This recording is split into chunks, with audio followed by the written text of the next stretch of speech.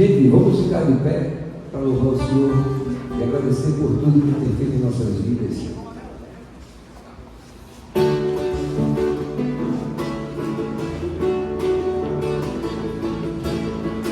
Eu te agradeço, você lembrar de mim e foi o teu amor, porque me faz o teu filho, a fé e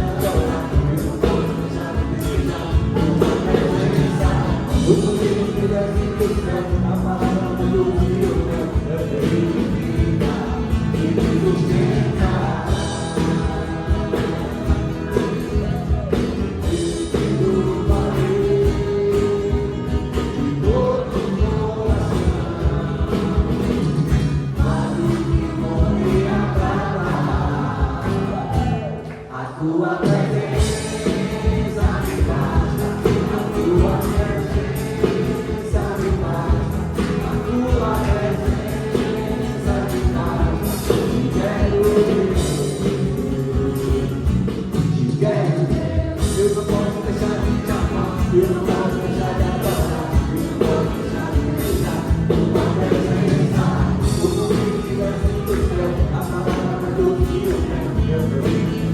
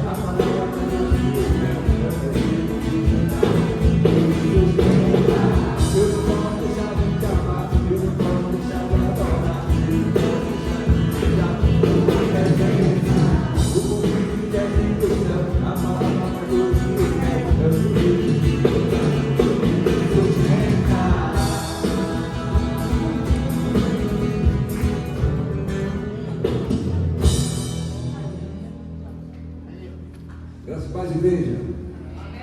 Que felicidade, mais uma segunda-feira aqui nos Semeadores. Mais uma? Mais uma, pessoal?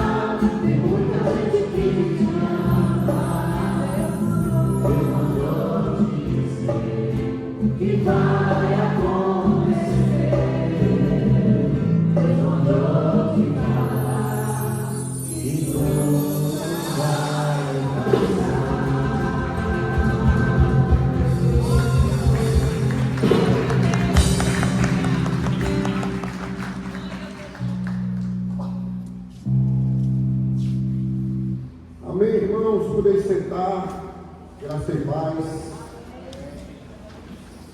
Sejam muito bem-vindos a mais uma noite do Ministério dos Sonhadores. Toda segunda-feira estamos aqui. Às vezes na capela do intercessor, na maioria das vezes na capela do intercessor, às vezes nós vamos para a capela maior, às vezes não dá, a gente tem que vir para cá por tempo, né? E hoje não deu para a capela do intercessor, tinha muita gente inscrita, eu fiquei com medo que alguém tivesse que ficar lá de fora. Aí eu solicitei esse espaço para que a gente pudesse ficar mais tranquilo e confortável, né? E que ninguém perdesse, afinal de contas, a palavra de Deus é algo tão precioso que a gente não pode perder. E se vocês vieram aqui, vocês vão levar essa porção de bênção que Ele revelou para vocês. Amém, queridos? Meus irmãos, semeadores, ele tem essa proposta de discipular, de ensinar, de trazer temas diferentes à luz das Escrituras, né? Muitas vezes nós falamos de temas bíblicos, outras vezes falamos de temas do nosso dia a dia, né? E hoje nós vamos falar de algo, eu diria assim, um pouco que desperta muita curiosidade, né? Que é o Espiritismo, que é a doutrina espírita. E a nossa intenção não é falar da fé dos outros, muito pelo contrário. Nós respeitamos a crença de cada um, mas a gente tem que falar a verdade, e a verdade é uma só. A palavra de Deus é a verdade, né? Então, a gente vai falar à luz das Escrituras. Então, não queremos, se alguém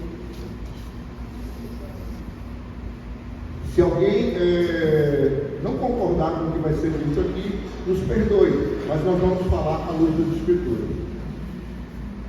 Eu queria trazer um versículo para vocês antes de convidar a preletora,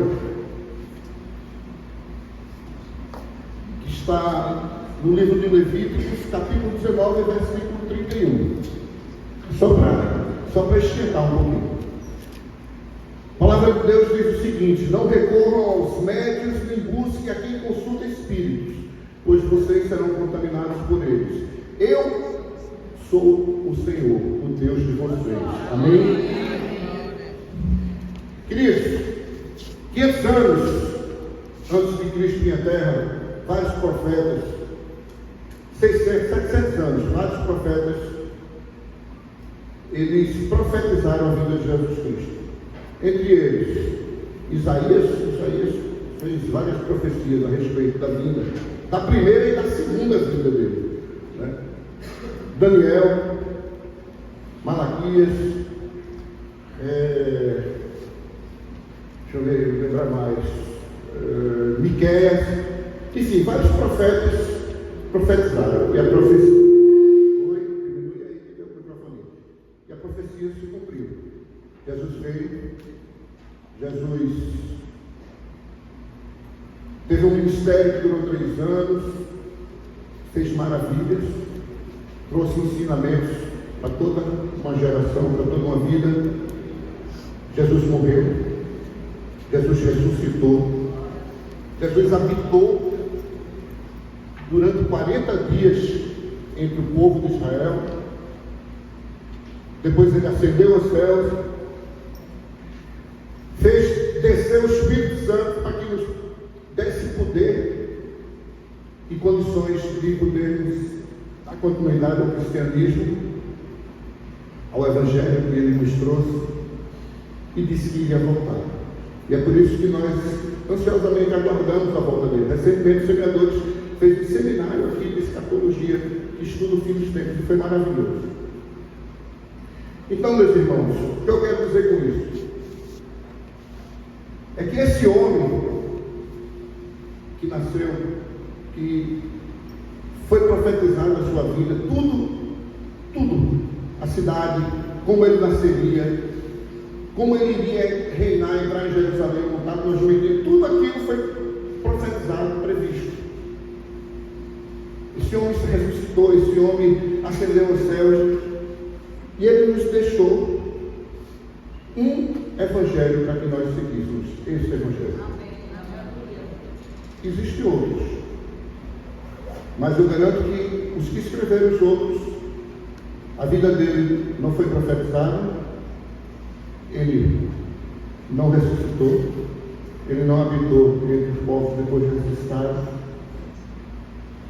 ele não ascendeu ao céu e nem voltará. Então, cada um crê no que quer. Amém? Para falar sobre esse assunto, queria convidar minha querida Romilda Miranda. Por que eu convidei Romilda? Porque Romilda, além de ser uma bênção na nossa igreja, fazer parte do Ministério de Intercessão, muito querida aqui na igreja, no passado ela foi espírita durante 17 anos e era palestrante de centro espírita, ou seja, não era fraca não. Então ela conhece essa doutrina mais do que ninguém. Mas um dia ela se converteu ao cristianismo e por isso que nós chamamos ela aqui, porque ela tem propriedade para falar sobre esse assunto. Amém, queridos? Que Deus abençoe essa noite, que use nossa irmã, e eu queria que vocês estendessem as mãos para ela, para que nós pudéssemos orar. Pai querido, Pai amado, eis aqui tua filha, Pai, que se dispôs a trazer a tua palavra, Pai, a tua verdade, a verdade do teu evangelho, que é a única verdade que nós queremos, Pai. Usa essa tua filha, que ela seja boca tua nessa noite, mas que nada venha do coração dela, porque o coração do homem é corrupto e enganoso, Pai. Que tudo que ela falar aqui venha de ti, Senhor, que ela diminua para que tu cresças nessa noite, e que ela possa trazer a cada coraçãozinho aqui todo o entendimento sobre o que tu queres para a nossa vida. Assim que oramos e agradecendo, pedimos a tua presença, a presença do teu Santo Espírito aqui. Amém e amém. Graça e paz, igreja. Quando Silvino começou a falar, eu mostrei a Sandra, eu disse assim: para, Silvino, está roubando minha introdução. Por quê? Porque o Espírito Santo é um só. Então o Espírito Santo, ele tem liberdade aqui, na casa do Senhor. Então, antes de iniciar a nossa conversa, o nosso bate-papo, eu vou chamar assim de bate-papo. Eu quero dizer que eu não vim aqui fazer nenhum juízo de valor sobre pessoas, sobre caráter das pessoas, sobre críticas pessoais. Não. Eu tenho familiares, eu tenho amigos espíritas. Meu pai ainda é espírita. Oremos, eu creio que o Senhor fará maravilha na vida dele. Então, assim, e todos conhecem a questão social que os espíritas, como eles trabalham, tá? Então, assim, não estou fazendo aqui nenhum juízo de valor, eu vou falar o que a palavra diz. Por quê? Porque eu tive dúvidas e eu procurei a palavra, e foi nela que eu encontrei todas as respostas das minhas dúvidas, tá certo? Então, vocês me perdoem se eu deixar de falar alguma coisa que seja importante. Muitas expressões religiosas, eles usam o termo cristão. Então, a primeira pergunta para a nossa análise: será que todo credo que se diz cristão, ele é realmente cristão? Nós vamos falar do espiritismo na ótica cristã. O que é ser cristão? Bora começar por aí. Ser cristão é confessar a fé em Jesus Cristo. É crer que Jesus é o nosso Senhor e o nosso Salvador. Crer que Jesus morreu por toda a humanidade, morreu por nós, pecadores. De forma simples, isso é ser cristão. Eu não vou pedir para abrir a Bíblia, porque vai demorar, nosso tempo é curto, tem muita coisa para a gente falar, mas pode acreditar que eu vou ler direitinho. Minha gente, eu não posso deixar de falar uma coisa.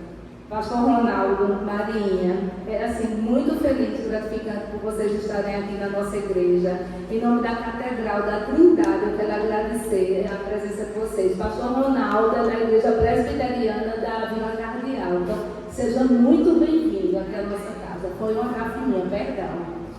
Fora todos os amigos que estão aqui, que eu sei que vieram aqui me prestigiar. Eu não, ao Senhor, porque toda honra e toda glória é dele. Então, voltando lá em Romanos, o apóstolo Paulo diz assim: Deus demonstrou seu amor por nós. Cristo morreu em nosso favor quando ainda éramos pecadores. O que é o Espiritismo? Vou começar com a definição secular do dicionário Aurélio. Então, o que é que diz o dicionário? É uma doutrina baseada em dois aspectos, digamos assim, que é a crença da sobrevivência da alma e a existência de comunicações entre vivos e mortos, através de um fenômeno que se diz biológico, que diz que é inato a todo ser humano, e através dessa mediunidade consegue-se contato com os mortos, com os desencarnados. Nós que estamos na carne somos chamados de encarnados, e os que perderam a carne e continuam vivos, falando na definição espírita, são os desencarnados. Então, isso são as bases, praticamente, do credo da doutrina espírita. E o que é que diz a própria doutrina espírita com relação a isso? O seu codificador, chamado Allan Kardec, eu não vou entrar nessa parte de história. Allan Kardec, ele foi quem codificou, mas só rapidinho, ele não tem esse nome, é Hippolyte Rivail Denisard, nome francês, me perdoe a pronúncia, mas ele era um homem estudioso, cientista, filósofo, fazia parte da educação, do sistema de educação Pestalozzi, um homem que ajudou muitas crianças, muitas pessoas. Então não era qualquer um, era um homem estudioso e que não acreditava em qualquer coisa. Quando começou a falar do fenômeno das mesas girantes, ele duvidou e quis atestar por ele mesmo. Só rapidinho, não foi como eu disse, nossa ideia aqui não é falar, entrar fundo na história do Espiritismo. Então Allan Kardec, ele diz assim, preste atenção nessa definição, porque tudo vai ser a base. A gente está aqui falando do Espiritismo na visão cristã. Ele diz assim, cadê aqui? O verdadeiro, o Espiritismo é o reflexo do mais puro cristianismo, razão pela qual, preste atenção, o verdadeiro espírita e o verdadeiro cristão são um só, é a mesma coisa. Então, ele está afirmando que o Espiritismo é uma doutrina cristã, tá certo? E ele diz o seguinte, todo aquele que pratica caridade são discípulos de Jesus, independente do culto que pertençam. E ele também diz o seguinte, que o Espiritismo, vamos prestar atenção porque a gente vai ver algumas contradições deles mesmos. Então, o Espiritismo não ensina nada em contrário ao que Cristo ensinou. Primeiro perigo, mas desenvolve, completa e explica em termos claros para todos o que se foi dito sob forma alegórica. Ele está dizendo que o que está na palavra foi dito de forma alegórica, certo? Então ele diz que a Bíblia aqui, que ele nem considera, a gente vai ver mais na frente, ela precisa ser completada, atualizada. Então a gente já começa a ver para o caminho que está indo. Aí ele continua o seguinte, ele diz que o Espiritismo vem cumprir no tempo anunciado o que Cristo prometeu. O que foi que Cristo prometeu? Que ele ia, mas ia vir quem? O Consolador prometido, o Espírito de verdade. Veja que ponto ele se coloca. Então, e preparar, realizar o que Cristo prometeu e preparar a realização das coisas futuras. Então, o Espiritismo é obra do Cristo que o preside e que igualmente preside o que anunciou. A regeneração que se opera e prepara o reino de Deus na terra. Isso é uma definição que está lá, não estou inventando, isso está num livro chamado Evangelho segundo o Espiritismo. Então, voltando, eu pergunto a vocês, o Espiritismo é cristão? Eu tinha preparado aqui o estudo em uma determinada ordem. Quando no fim da tarde, eu mudei a ordem todinha. Sendo que enquanto eu estava ali orando, o Senhor pediu para eu voltar para o início. para o primeiro tema, que inclusive está tudo desajeitado aqui. Eu ia começar por 2 pontos que todo mundo conhece, que é reencarnação e comunicação dos mortos. Mas tem um ponto mais importante, Jesus Cristo. Nós vamos começar falando sobre o paralelo entre o cristianismo sobre Jesus e o espiritismo sobre Jesus. Kardec, como vocês ouviram, afirmou que os espíritas são os mais genuínos cristãos. Aí ele começa, veja a definição que diz sobre Jesus. Existe uma pergunta no Livro dos Espíritos, e essa pergunta foi o que me levou a acreditar que eu era cristã. Quando eu cheguei no concílio, eu já cheguei brigando. Quando dizia que o espiritismo não era cristão, eu achava o maior absurdo. E discutia, no momento que tinha, eu discutia, porque eu achava que eu realmente era cristã. Porque veja a resposta que dá com relação a quem é Jesus. Qual é o tipo mais perfeito que Deus ofereceu ao homem para lhe servir de guia e de modelo? Aí ele responde, Jesus. Aí veja o que Kardec diz. Jesus é para o homem o tipo de perfeição moral a que pode aspirar uma humanidade na Terra. Deus nos ofereceu como o mais perfeito modelo, e a doutrina que ele ensinou é a mais pura expressão de sua lei, porque ele estava animado do Espírito Divino e foi o ser mais puro que já apareceu na Terra. Ele mentiu, minha gente? Não. Então, para a gente, veja, como eu não estava assim, eu me achava cristã diante dessa resposta dele. Sendo que aí a gente tem que ter cuidado. A gente não se pode deixar levar por qualquer vento de doutrina. A gente precisa conhecer a palavra de Deus, para a gente não ser enganado por palavras bonitas, por boa oratória, sem entender o que é que está realmente na palavra de Deus. Ele tem razão no que ele disse, e a gente não tem nenhuma dificuldade de aceitar essa primeira parte que ele falou, porque lá em Hebreus diz assim, Hebreus 7:26, quem quiser anotar. Porque nos convinha um sumo sacerdote como este, santo, inculpável, sem mácula, separado dos pecadores e exaltado acima dos céus. E ele disse o quê? Que Jesus era um tipo de perfeição moral. Bateu. Aí, lá em Mateus 3:16-17, diz o seguinte. Depois de batizado, Jesus logo saiu da água e eis que os céus se abriram. Todo mundo conhece essa passagem. Ele viu o Espírito de Deus descendo sobre uma pomba, em forma de uma pomba, sobre Jesus, e eis que houve uma voz. Este é o meu filho amado, em quem me agrada ou quem me compraz, depende aí da versão que você vai ler depois. E o que foi que Allan Kardec disse? Que ele estava animado do Espírito Divino e o Espírito Santo. Foi aí que Jesus começa o ministério. Mas veja, como o inimigo ele vai atuando, e a gente tem que ter cuidado para não se deixar, como eu falei, levar por qualquer coisa. Aí ele vai continuar da seguinte forma. Primeiro, que para o Espiritismo Jesus não é Deus. E nós cristãos cremos que Jesus é Deus.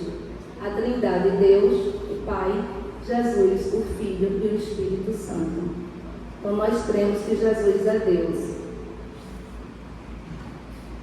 Para eles, Jesus é um Espírito perfeito, sideral, que tornou-se um modelo de perfeição moral aos espíritos vinculados ao planeta Terra. Por quê? Porque crê que existem outros orbes, mas que diz que Jesus é o governador da Terra. Não é Deus. Jesus é um espírito que nas várias vidas evoluiu, atingiu a perfeição moral e está num plano superior governando o planeta Terra. Nas Escrituras, a gente aprende que não é isso, né? Que Jesus realmente é Deus. Jesus diz, eu sou o caminho, a verdade e a vida. E tem outro texto também de Paulo, em Colossenses 1, de 15 a 20, que diz o seguinte. Ele, Jesus, É a imagem do Deus invisível, primogênito de toda a criação, pois nele foram criadas todas as coisas, no céu e na terra, visíveis e invisíveis, sejam tronos, sejam soberania, quer principado, quer potestades. Tudo foi criado por meio dele e para ele. Ele é antes de todas as coisas, nele tudo subsiste.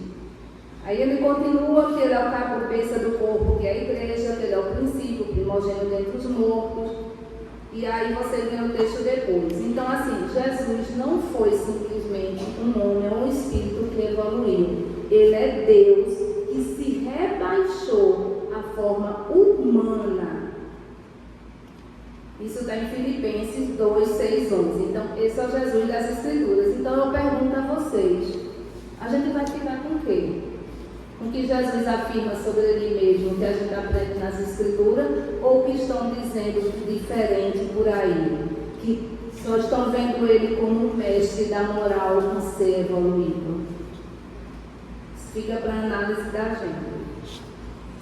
Outro ponto é a Bíblia. O cristianismo cristão se fundamenta na Bíblia. Crê que ela é a palavra de Deus, que na Bíblia tem tudo, que não precisa ser atualizada, que mesmo escrita há 2000 anos, quer dizer, menos um pouco, que ela é atual e tem orientação para a gente. Ah, Romilda, mas não tem sobre certos assuntos, pode não ter diretamente, mas nela tem todos os princípios. Só a gente tem que ficar atento e saber interpretar. Alguns escritores chamam a Bíblia de carta de amor, outros dizem um manual de vida, mas isso não importa. Ela é a revelação da palavra de Deus. Amém. A Bíblia é inerrante, ou seja, não tem erro, não precisa de nada do que diz completar. Lembra que dizia que precisava completar? Por quê? Porque o Espiritismo, ele crê que a gente sabe que Jesus está no parábolas, que existem parábolas realmente, mas ele diz que tinha muita coisa ali que as pessoas acreditavam por se deixar, sem procurar entender, sem procurar estudar, se deixava levar por questões sentimentais, não é nada disso. E dizia também que precisava, porque tinha muita fantasia, muita utopia, muito misticismo. Então, o Espiritismo, outro ponto, ele diz que ele é a terceira revelação. Ou seja, qual é a primeira revelação? A lei, personificada em quem? Moisés. Quem é a segunda revelação? Que é o quê? O Novo Testamento. E quem é que personifica o Novo Testamento? Jesus. Aí o Espiritismo chega e diz o quê? Que ele é a terceira revelação. E ainda melhor, que não foi em homem nenhum, foi nas vozes dos Espíritos, que estavam espalhados pelo mundo e todos diziam a mesma coisa. E na Bíblia, como eu falei, ele não no Espiritismo ele não tem lugar para a Bíblia. Leon Denis, que é um grande escritor, segundo eles, na visão espírita, ele diz assim: a Bíblia apresenta um Deus quimérico. Quimérico é algo que é fruto da nossa imaginação, é fictício, é utópico. Ele diz que a Bíblia não pode ser considerada a palavra de Deus, nem uma revelação sobrenatural. O que a gente vai ver na Bíblia são histórias, narrativas, lendas que se contaram e que alguém achou por bem compilar e fazer um livro para ficar aí. E que disse que os evangelhos em si são cheios de contradições. Que diz que o bom deles seria o lado secreto, mas os pais da igreja, lá atrás, quando foram formar o cânone da Bíblia, esconderam isso. Isso eu ouvi muito, minha gente. Dizia que a reencarnação estava na Bíblia e que num determinado concílio que teve, isso foi retirado da Bíblia. Então, assim, é muito fácil. Então, o que é que eles fazem? Eles pegam o que é bom e o que não é bom, que vai de encontro, diz: não, isso aqui é alegoria, isso aqui é utopia, isso aqui é porque foi lendas, misticismo. E aí, no livro do Evangelho segundo o Espiritismo, ele diz o seguinte, ó, logo na introdução, logo de cara: a leitura do Evangelho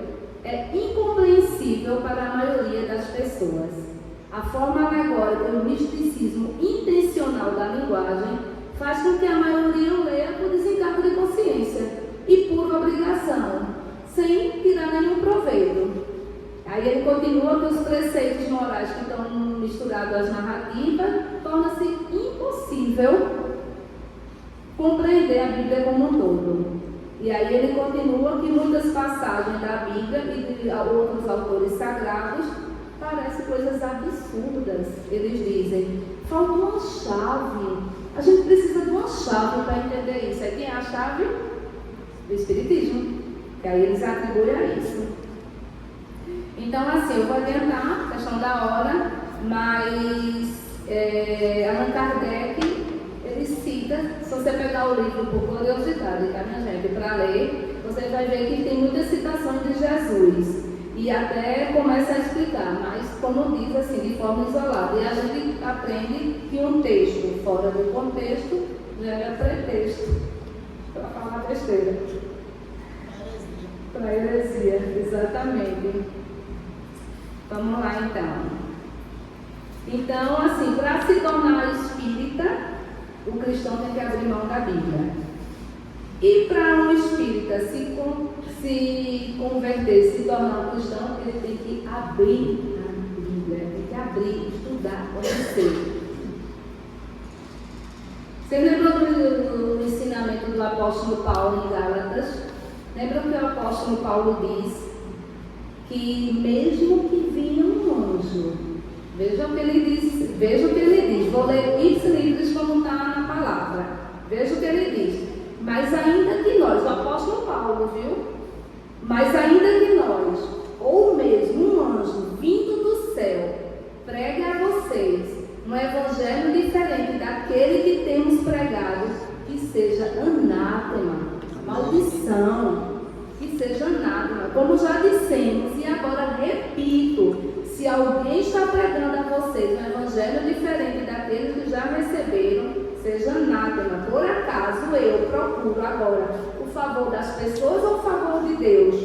Eu procuro agradar as pessoas.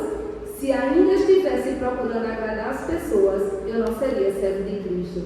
Mas informo a vocês, irmãos, que o evangelho por mim anunciado não é mensagem humana, porque eu não recebi de humano algum, nem me foi ensinado, mas eu recebi mediante a revelação de Jesus Cristo. Amém? Então a gente percebe que o Espiritismo e o Cristianismo brotam de duas fontes diferentes. Então assim, não é a mesma coisa, tá? E que nem sequer se complementam, se contradizem. Então assim, cuidado, porque é exatamente nesse campo que se travam as maiores batalhas.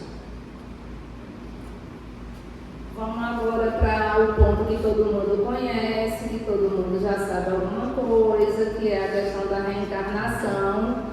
Ainda bem que pastor Luna chegou, porque na hora das perguntas, fiquem à vontade. Podem perguntar o que vocês quiserem que pastor Luna responde.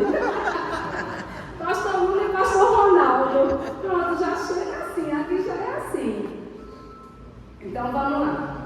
Qual é a confissão de fé do Espiritismo? Lembra lá no início que eu falei? Reencarnação, comunicação com os mortos, tá? E ele diz o seguinte, ó, Kardec. O Espiritismo é a religião que pode conciliar-se com todos os cultos, isto é, com todas as maneiras de adorar a Deus. É muito fácil, porque ele diz assim, tudo pode, a forma que você adorar é bem-vindo. Diz que é o laço que deve unir todos os espíritas numa santa comunhão de pensamentos, esperando que ligue todos os homens sobre a bandeira da fraternidade universal. Isso é muito lindo, minha gente. Mas é enganoso. Sabe por quê? Sabe por que o cristianismo diz? Ele defende que só existe um caminho que leva a Deus. Eu sou o caminho, a verdade e a vida. Jesus Cristo. Então, a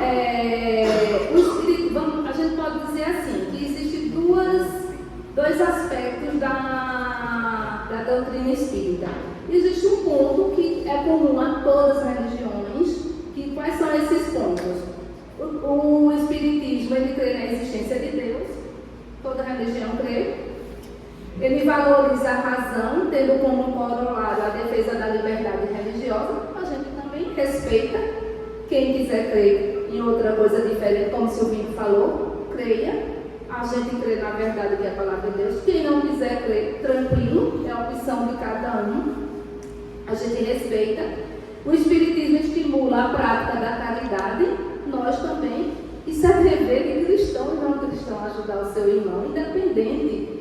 E uma vida seja moral e repreensível. Nós buscamos a santidade. A gente se converte, é o primeiro passo, aceitar Jesus. Mas tem que ter uma vida de santidade. Sede santos porque eu sou santo. Está lá em Levítico 19 e 20. E assim, vou dizer o que eu disse lá no Souza. Não é tempo de brincar de ser crente. O diabo não brinca de ser diabo. Então a gente tem que se posicionar. Não existe em cima do mundo. Ou é uma coisa ou é outra. Então, assim, essas coisas que eu falei agora, nós cremos tranquila. Então, o que é que diverge? Reencarnação, comunicação com os mortos. Então, bora lá. Reencarnação. O espírito volta, eu acho que todos aqui já sabem, o espírito volta várias e várias vezes para habitar um novo corpo carnal. E assim, é muito fácil. Eu vou falar por mim. Eu cometi um pecado e eu dizia o seguinte, aqueles bem cabeludo, né? Que Jesus tira a gente da poça da lama, né? Como diz o Salmo, né? E firma nossos pés na rocha. Mas eu dizia assim, em outra encarnação eu pago. Eu sei que isso está errado, mas em outra vida eu pago. Então ele disse que quando o homem nasce, e outra coisa, o homem traz tudo aquilo que ele adquiriu, não lembra, mas aí ele traz, não tem aquele sentimento de déjà vu, aí você passa assim na situação, eu já vi isso, eu já passei por isso, mas que esquece tudo. Isso é o que diz a reencarnação. E outra coisa, se você está passando por uma vida difícil, você fez algum mal, viu, irmão? Na verdade deles é assim. E aquele que está bem, bom, né? Uma vida boa, cheio de bênçãos, só foi uma pessoa boa. Bora lá, preste atenção. As tribulações da vida são expiações do passado que castigam. E essas provas que a gente passa aqui vai servir para o futuro. E ainda rende graças a Deus, que diz como Deus é bondoso, que permite para a gente passar por isso e que nos dá a oportunidade de vir outras vezes e evoluir. Então deixa eu fazer uma pergunta. Reencarnação trata de evolução, não é isso? A gente vem ruim, dá um passinho melhor, como eles dizem assim, é na escada. Vai dando um passinho, vai subindo e melhorando. E a gente, sinceramente, olhando para trás, vocês estão vendo essa bondade toda no mundo, essa evolução toda no mundo? Ao contrário.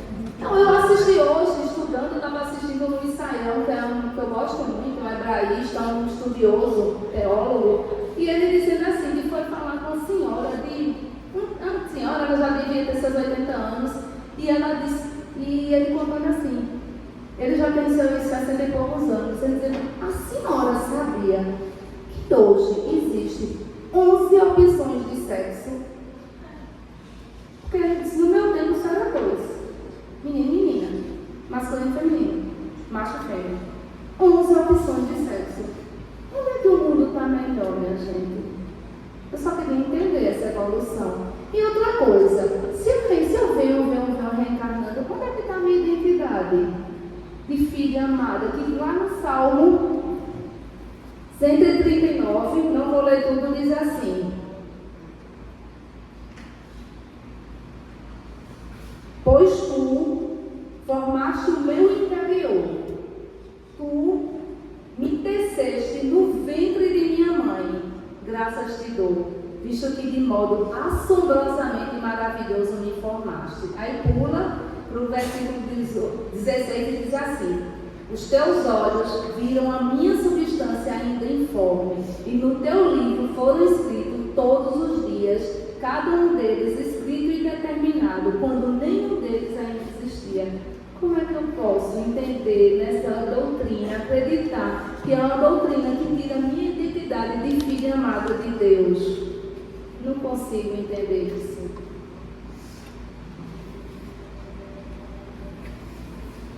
E aí eles usam alguns versículos da Bíblia para poder afirmar que a doutrina da reencarnação é bíblica.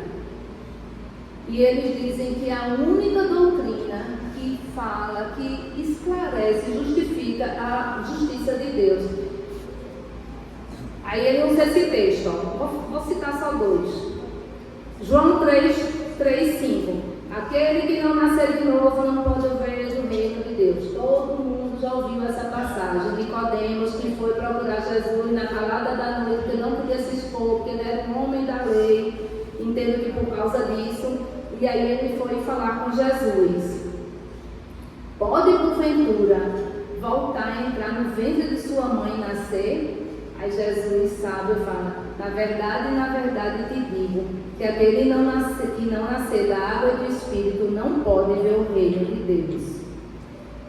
Primeiro, que para o judaísmo não existia reencarnação. Então já não cabe aí. Entrou na comunidade judaica digamos assim, essa questão de reencarnação um tempo depois. Mas lá naquela época não existia no judaísmo sequer essa possibilidade. E hoje a gente sabe que o nascer de novo, Cristo estava falando da nossa mudança, de nascer de novo, de matar o homem velho e ter esse homem novo. Através de quê? Se arrepender, confessar os nossos pecados, se arrepender verdadeiramente e crer em Jesus que ele é nosso Senhor e Salvador. É esse matar. Quando eu olho para trás, eu não era a humilde que eu sou hoje. Por quê? Porque o Senhor, Ele nos transforma. Ele muda as nossas vidas. Somos pecadores, continuamos a pecar. Nosso coração é enganoso, nossa carne é fraca. Mas é diferente, porque o Espírito Santo que habita em nós nos constrange, nos leva ao arrependimento, nos leva a voltar para os pés do Senhor, pedir perdão dos nossos pecados. Aí eles usam esse texto e usam o texto de Elias, que lá na passagem, no momento da transfiguração, Jesus encontra com Moisés e com Elias. Primeiro, que segundo a palavra, Elias não morreu. Já começa aí. Elias foi arrebatado, foi levado num carro, na carruagem, depende da versão de fogo. Então assim, não morreu. E mesmo que tivesse morrido, ele apareceu como Elias. Elias era Elias, Moisés era Moisés, então ele não mudou de identidade. Então não cabe reencarnação. Hebreus 9, 27 e 28 diz o seguinte: e assim como aos homens está ordenado morrerem uma só vez, vindo depois disso o juízo, assim também Cristo, tendo se oferecido uma vez por toda para tirar os pecados de muito, aparecerá uma segunda vez, não para tirar os pecados, mas para salvar aqueles que esperam por ele. Ou seja, qual é o destino do homem? A morte, única da sua experiência, e aí depois vem o juízo final, que acontecerá no último dia. Ou seja, vamos resumir, o ser humano nasce somente uma vez, vive somente uma vez, morre somente uma vez e é julgado somente uma vez. Então, resumindo esse ponto da encarnação, reencarnação, que eu sei que vai ser o mais polêmico, vamos lá. A questão da tendência do homem se aprimorar, da evolução, porque a gente não consegue enxergar isso. Primeiro ponto. Segundo, conviver com a ideia da culpa pelo sofrimento, com o conceito de se continuar a pecar. Veja, aí diz assim: por que você está sofrendo? Porque eu fui um pecador, porque eu fiz alguma coisa na vida passada. Tá. Aí na vida passada, então por que você sofria? Porque eu fui pecador. Aí vai voltando. Tudo é pecador.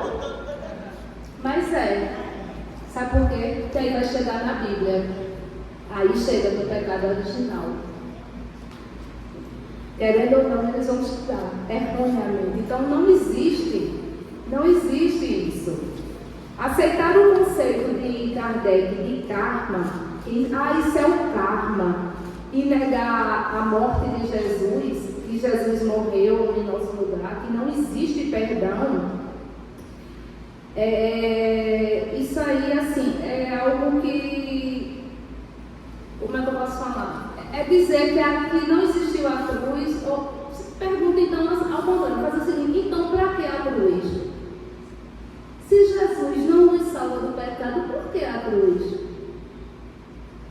Para a gente refletir sobre isso. Porque o karma, ele anula o sacrifício de Jesus na cruz. Então, a cruz torna a reencarnação completamente desnecessária. E nós não, nós cristãos, nós lembramos que a gente fez uma pergunta lá atrás, se o Espiritismo era cristão. Para nós, Jesus não morreu em vão. Ele morreu para que nós pudéssemos ser perdoados, não por nosso esforço. Outra coisa, a salvação espírita não é meritória. O que é isso? Eu vou dizer que isso aí, vou dizer exatamente do que eu via no centro espírita. Vou fazer campanha no quilo, vou fazer caridade, vou fazer o que minha bondade que for. Não é porque meu coração era grande, não. É porque eu queria comprar um lugar no céu. Aí dizia assim, eu estou colocando um tijolinho na casa que eu estou construindo no céu. Minha gente, nós estamos aqui por pura graça. Porque por mais que eu viva uma vida santa hoje, amanhã com certeza, pode ter certeza que eu vou cair. É graça, não é mérito, é graça, favor imerecido de Deus.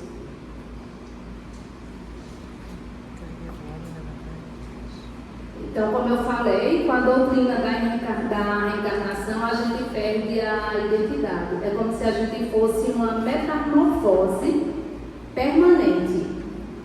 E como eu falei, nós somos importantes, perfeitos, feitos à imagem e semelhança de Deus. Nossa identidade é única e cada pessoa é importante para Deus.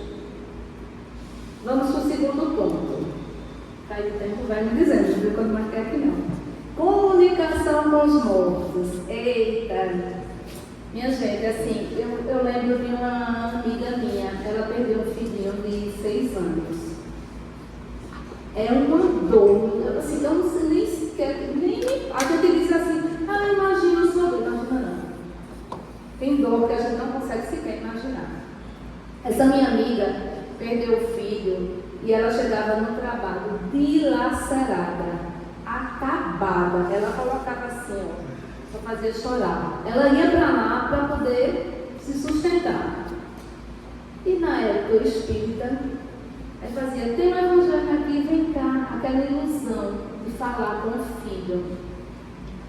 Vou falar com o meu filho, então isso consola. E é aí que tem que ter o maior cuidado, porque é aí que entram os espíritos enganadores. Gente, tem demônios que nos acompanham há gerações e sabem tudo sobre nós. Quem aqui mais conhece a Bíblia? Que não é a Bíblia, as Escrituras. O inimigo. Por que foi que o diabo tentou Jesus? Com a palavra. Exatamente.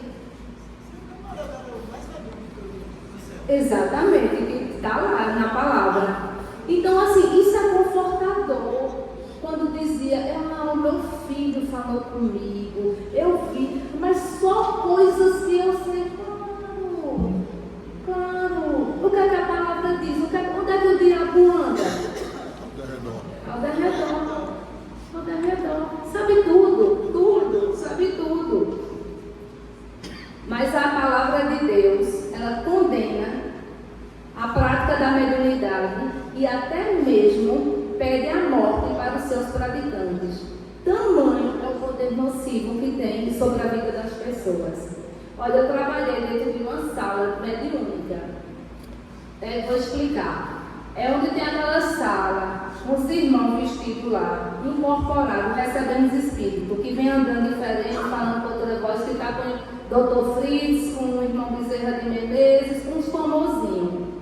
A dependência é tão grande que mesmo os trabalhadores que estavam dentro do centro espírita, eles não creem na ação do Senhor de Deus, porque não se fala em Deus, não se fala praticamente. Que eles tinham a necessidade de toda vez que trabalhar, passar naquele determinado irmão. Era um ídolo. Eu estou dizendo isso porque eu vivi isso lá dentro. Todo mundo tinha que passar lá. é uma dependência. E quando vinha aquelas comunicações, aquela coisa, muitas vezes eu presenciei isso. Muitas vezes a pessoa já tinha algum conhecimento. Não estou dizendo que toda vez que o demônio ele vai e coloca, fala, mas muitas vezes já tinha um conhecimento prévio. A gente tem que ter muito cuidado com isso. À luz das Escrituras, a comunicação com os mortos é uma prática indefensável. Tá certo? Então, assim, vamos lá, alguns textos, se vocês estudarem depois, que falam dessa proibição. Só para anotar, quem quiser anotar. Silvino já leu, Levítico 19, 31. Levítico 20 e 27 diz assim: os homens ou mulheres que entre vocês forem médios ou consultados os espíritos terão que ser executados, serão apedrejados porque merecem a morte. Aí tem aquele famoso texto que eu dizia, aí quando eu estava do outro lado eu dizia, meu Deus, só sabe falar nesses textos para dizer que é proibido falar dos espíritos. Deuteronômio 18, 10, 12. Não permita que se ache alguém entre vocês que queime em sacrifício seu filho ou a sua filha, que pratique adivinhação ou se dedique à magia, ou faça presságios, adivinhações, ou pratique feitiçaria ou faça encantamentos, que seja médium, consulte os espíritos ou consulte os mortos. O Senhor, presta atenção, tem repugnância por quem pratica essas coisas. E é por causa dessas abominações que o Senhor, o seu Deus, vai expulsar aquelas nações da presença de vocês. Então, o Espiritismo diz que as almas dos mortos estão por aí, que é uma sintonia, que existe, aí tem a questão da obsessão, que às vezes é um espírito de um familiar que não aceita a morte, que está preso dentro do guarda-roupa, não deixa as roupas em casa porque você está prendendo fulano tem que ir, não sei o que, tem tudo isso. E aí vem aquela questão de, como eu falei, da carta. Gente, eu vivi isso na minha casa. Minha irmã era considerada médium, mas glória a Deus, ela já se converteu. Saiu, graças a Deus. E hoje é um espírito de engano. É um espírito de engano. E assim, hoje conversando com ela, a gente sabe, o filho dela morreu e ela dizia assim, é tão sutil as coisas que colocavam na gente, de dizer aquela questão de conforto, de dizer como foi a morte, sendo que todo mundo sabia como ele tinha morrido, porque ela estava ali dentro do centro.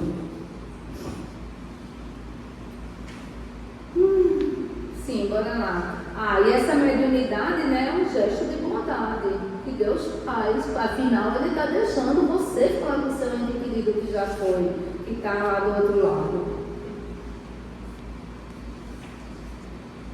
Que isso é uma graça. Aí também eles usam alguns textos que eu já falei, que a questão do monte da transfiguração de Elias e Moisés fala que Silvino já disse, vão perguntar sobre Samuel. Era Samuel ou não era Samuel? Quando foi a pergunta.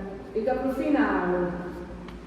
Então, bora lá. Tais crenças, como reencarnações sucessivas e infinitas e continuidade entre os mundos visível e invisível, não encontram respaldo na Bíblia. O Espiritismo não é uma religião cristã. Não encontra respaldo na Bíblia. Tudo que nela encontramos na doutrina espírita não faz parte da fé cristã. Portanto, não é e nunca será cristã. Tem tempo, Silvino? E se tiver, a gente entra aqui mais um pouquinho na questão de arrependimento, pecado e salvação. Então, bem rapidinho. Para o espírita, não existe o pecado como nós vemos. O pecado, ele diz que é uma confusão. Vou ler exatamente como fala. O Espiritismo rejeita totalmente a ideia de pecado. E não aceita que Jesus tire o pecado do mundo. O pecado não existe. É um conceito confuso. Segundo a análise de Kardec, preste atenção, Os defeitos que carregamos são resquícios das imperfeições que trazemos de existências anteriores. Seria uma espécie de pecado original, do qual agora onde pego. É possível você se livrar por sua vontade e por assistência dos bons espíritos. Portanto, os pecados cometidos são imperfeições de vidas passadas, onde a própria pessoa pode expiar. Então, para que Jesus? Se eu posso evoluir, para que Jesus? Por que Jesus morreu na cruz?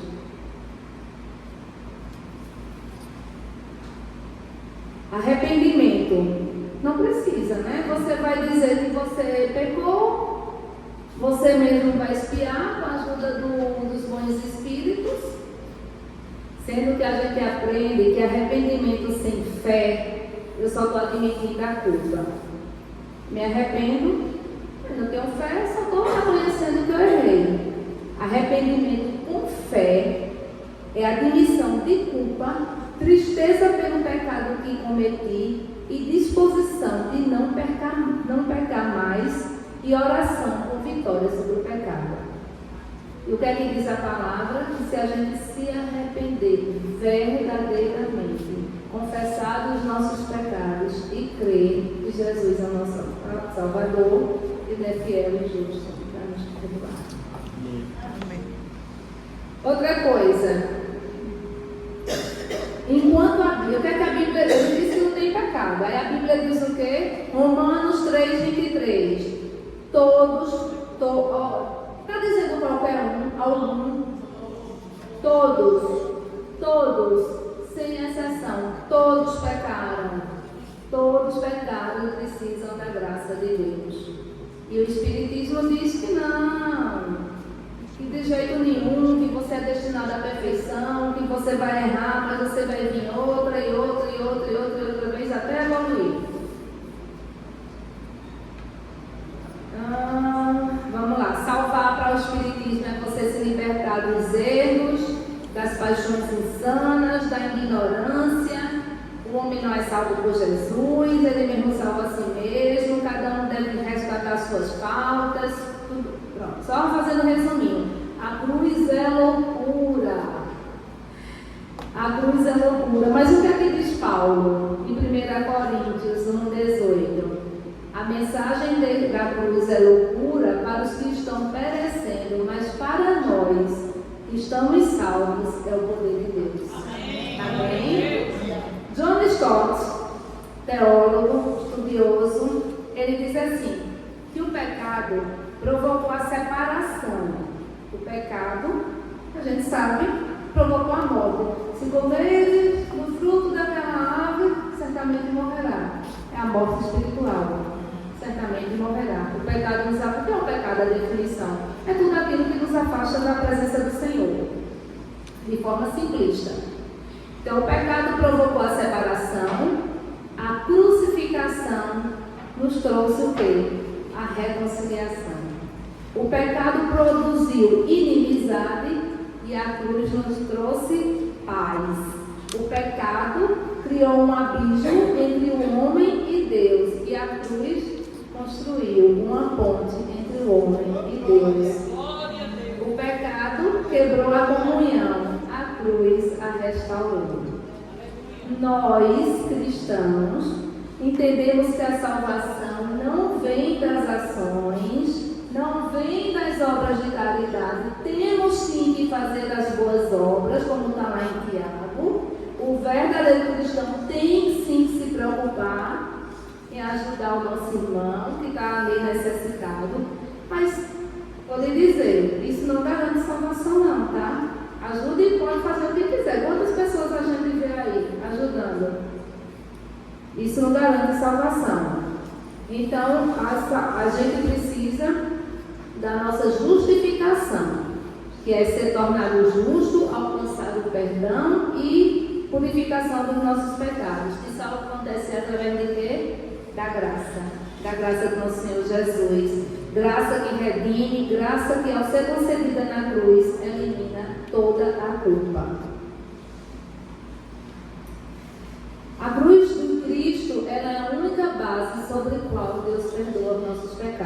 eu estou falando como cristã, como está na palavra, como o Silvino falou. Então, quando Jesus morreu na cruz, o próprio Deus em Cristo recebeu sobre si o julgamento que toda a humanidade merecia, a fim de se conceder o perdão que ninguém merece. Nós não merecemos. A cruz nos livrou da ira de Deus. Quando Deus olha o nosso pecado, aí o que aí Jesus faz? Pai, ele está coberto com meu sangue, eu morri por ele. Então quem está lá, quando Deus pode começar a ficar irado, Jesus, eu morri por ele. E Jesus está ao lado do Pai intercedendo por nós 24 horas por dia, direto. Na cruz, o amor e a justiça foram reconciliados. Então, resumindo, a gente pode concluir o quê? O Espiritismo é cristão? Não. O Espiritismo não é cristão. O que é que a Bíblia diz? Bora lá. A sua vida, a nossa vida é única. A sua atitude é de responsabilidade. Nós temos responsabilidade diante do que Deus fez por nós, porque nós morremos uma vez para estar diante de Deus eterno, numa posição de salvação e perdão pela graça de Deus, ou de condenação e distanciamento eterno de Deus, como afirma a Escritura. Amém? Amém. Pronto, podem perguntar qualquer coisa, que o pastor Lana está aqui, pastor Lana, estou assim, super de boa.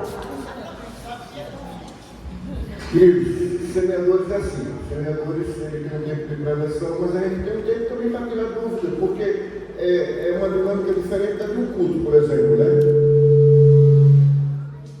No culto não dá para reparar o eleitor para dizer, eu entendi não, pastor, repete aí. Ia quebrar o culto totalmente. Mas aqui é esse tempo, então é um tempo de aprendizado, um tempo de tirar dúvidas. E aí já vi que levantar a mão ali. Fica à vontade, minha irmã. Você quer que eu vá com o microfone até aí para você escutar, né? Pri foi borboleta comigo, né, Pri? Oi. Boa noite, boa cidade. Presta atenção do pastor Luna. Presta atenção, Não, é para você. A gente participou do Tempo Possível. E eu lembro que você arengava. Um pouquinho, foi muito bom. Mas ela sempre dizia, é um absurdo, porque espírita kardecista é cristão. E eu ficava, Senhor. Mas assim, o que eu queria perguntar é como essa recepção de vamos calar e vamos esperar o Espírito Santo agir.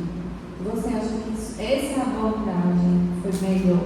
Ou você acha que em algum momento da sua vida algum cristão perdeu a oportunidade de ter colocado o dedo na sua cara e ter dito que não era verdade? O que é que você acha assim? Entendeu? Nós somos instrumentos, né?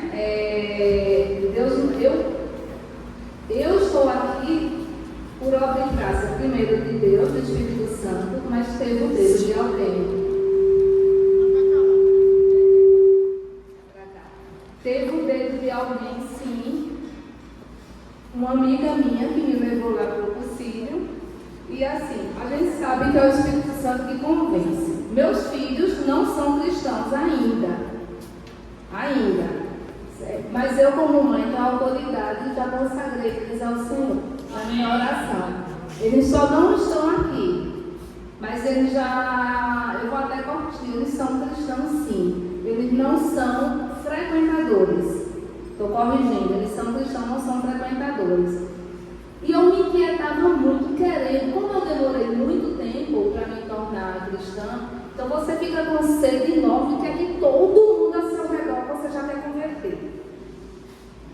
Mas a gente tem que saber, ter sabedoria para entender que não somos nós, é o Espírito Santo. Mas mas a gente tem que ter cuidado, que nem por isso eu posso cruzar os braços. Porque a palavra do Senhor diz o quê? Ide. Ele manda, ele diz, ordena, vai pregar. Porque só vai se converter se ouvir a palavra. Então precisa ser, sim. Então eu falo com meus filhos, mas eu também vou para onde? Vou para o meu secreto. Vou orar, vou pedir ao Espírito Santo. Aí eu sei assim, eu confesso que eu digo, Espírito Santo, dá para apressar um pouquinho, porque a gente é bem impaciente, né? Mas é o momento dele, sim, mas nós temos que fazer a nossa parte respeitando, porque é uma linha muito tênue e ela pode romper e afastar as pessoas.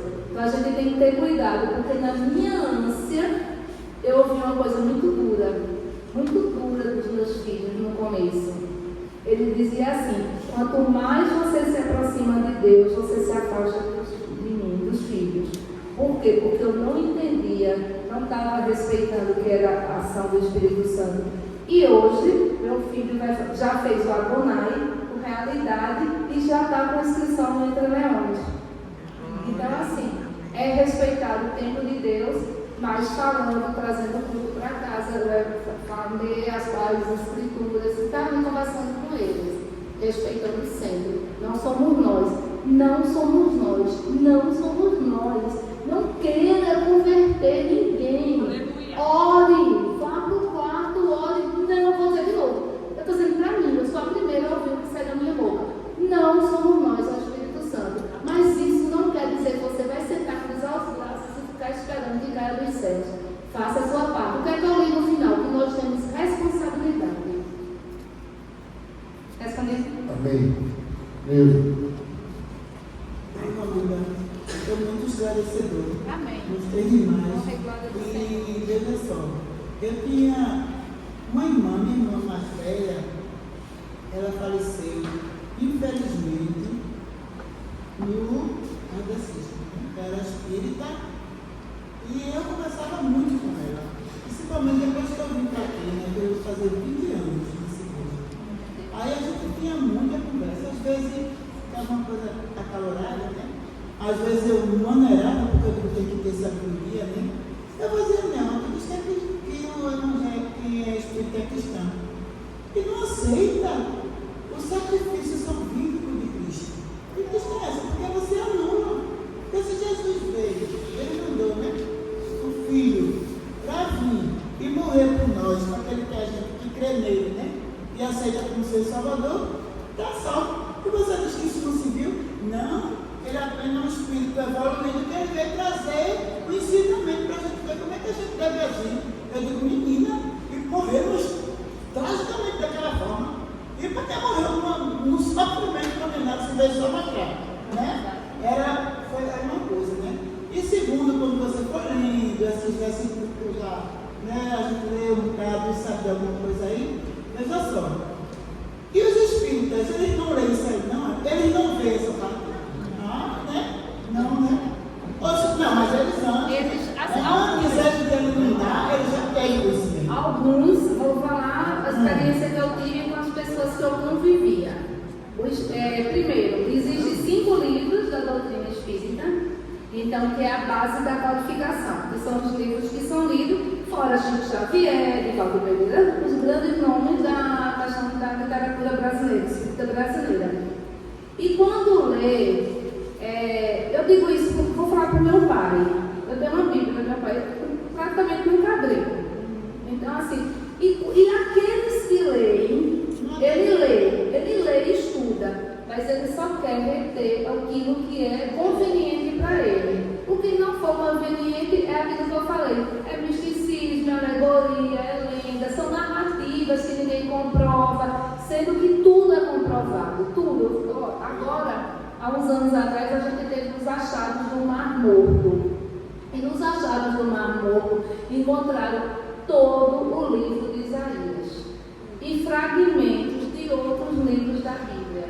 E assim, é como se Deus preservou esses anos todos os beduínos, que são homens que vivem no deserto, jogando pedra, alguma coisa assim, aí ouviu um barulho meio louco, diferente, e aí quando for escavar, encontrou todo o livro de Isaías e outros fragmentos. Então, assim, e se você for estudar, eu sou seminarista agora, e aí você vai ver a parte de... É encantador o que a gente vai descobrindo, porque por mais que se queira provar que não é verdade, minha gente, só leva a verdade. Eu estava comentando ontem, e tem um filme que está na Netflix, eu não lembro o nome, porque minha memória, eu brinco que é depois do Covid, mas é sério, foi depois do Covid, que ele é um jornalista. No jornalismo existe um prêmio, é o prêmio Pulitzer, assim, que é para as grandes reportagens.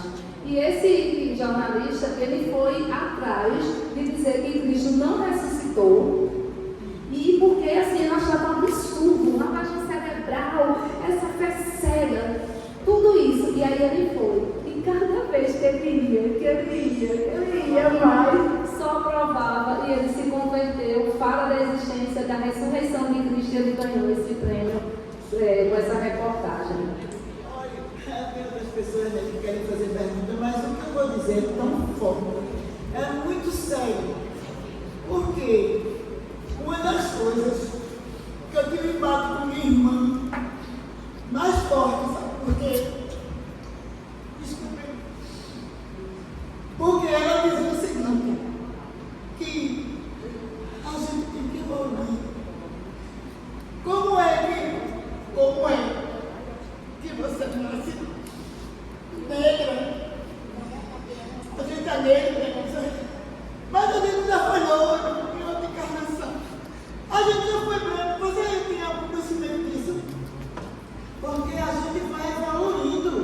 Não é normal, entendeu? É como se você nasce negro, como se fosse um karma, um castigo.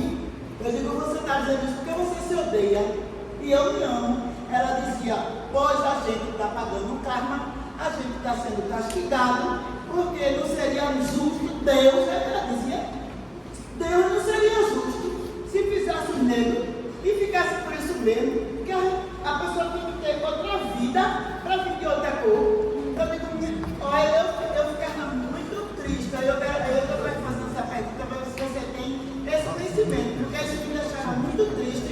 E eu dizia assim, olha, eu me amo do jeito que eu sou, e eu da minha cor, eu chego onde eu quero, e eu chego realmente. Conquistei tudo que eu fiz, não é? Não foi por nem por nada, mas Deus foi abrindo porta, Deus foi facilitando. E hoje, ele foi porque não tem diferença de tudo. Está entendendo que você puder imaginar de viagem, mas isso não é importante, gente. Eu não estou valorizando isso, não. O importante é o caráter e é você o seu nome está escrito no livro da vida. Mas eu mostrei porque a gente está entendendo, isso me incomodou muito. Eu tinha muito impacto com ela por conta disso, sabe por quê? Porque eu me amo e eu me acho linda e eu não acho pessoas mais lindas, tá entendendo? Eu posso ser pessoas lindas, porque a gente aqui é lindo, mas eu não gosto de mais linda que eu, posso ser linda como eu, mas não.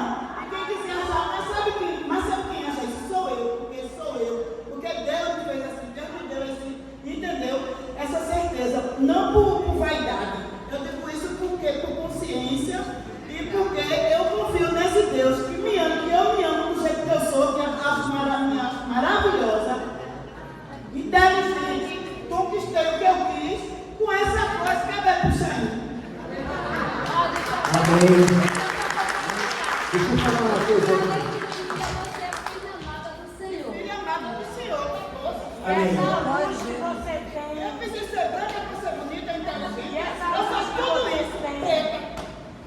É verdade. Mas minha irmã dizia que era castigo, que a gente nasceu um castigo buscava, porque a gente nasceu mesmo. Amém. Ó, deixa eu te dizer uma coisa. Você é linda. Amém? Deixa eu falar uma coisa.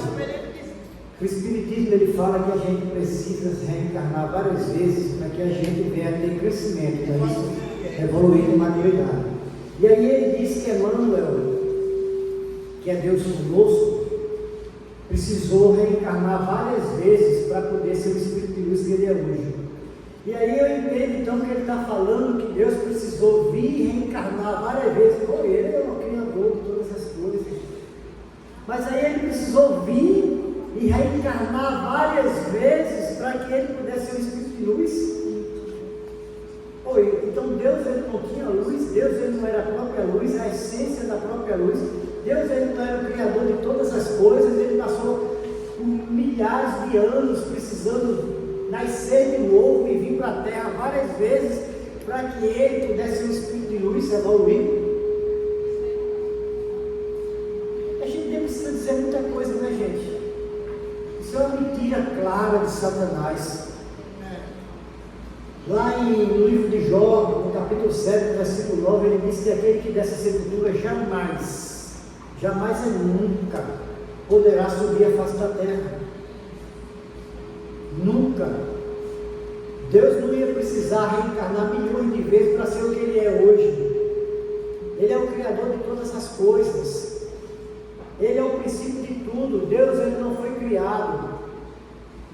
Deus, Ele não foi criado. Amém, gente? A igreja tem uma mentira clara de Satanás para enganar. É o espírito do engano. Lá em 2 Coríntios 11, se eu não me engano, ele fala que Satanás, ele se apresenta como espírito de luz para enganar muitos, e os seus anjos como ministro de justiça.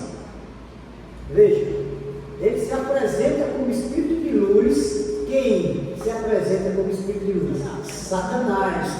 Para quê? Para enganar a muitos. E os seus ministros, seus anjos caídos, se apresentam como ministros de justiça, para enganar todos.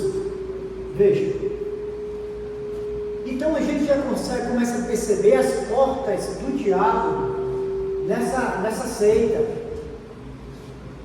A gente já começa a perceber a mentira, o engano, o espírito do engano, claro, evidente, né? Porque Deus é Deus, Ele não precisa reencarnar nunca. O sacrifício da cruz foi único e perfeito. Não precisa mais derramamento de sangue, não precisa mais nada. Ele pagou um preço único, salvífico para toda a humanidade. Deus amou o mundo, amou tudo, toda a criatura, toda a criação, o mundo todo, todas as pessoas. De tal maneira, incondicional, de tal maneira que entregou o seu próprio Filho unigênito, para que todo aquele que nele crê não pereça, mas tenha sacrifício perfeito.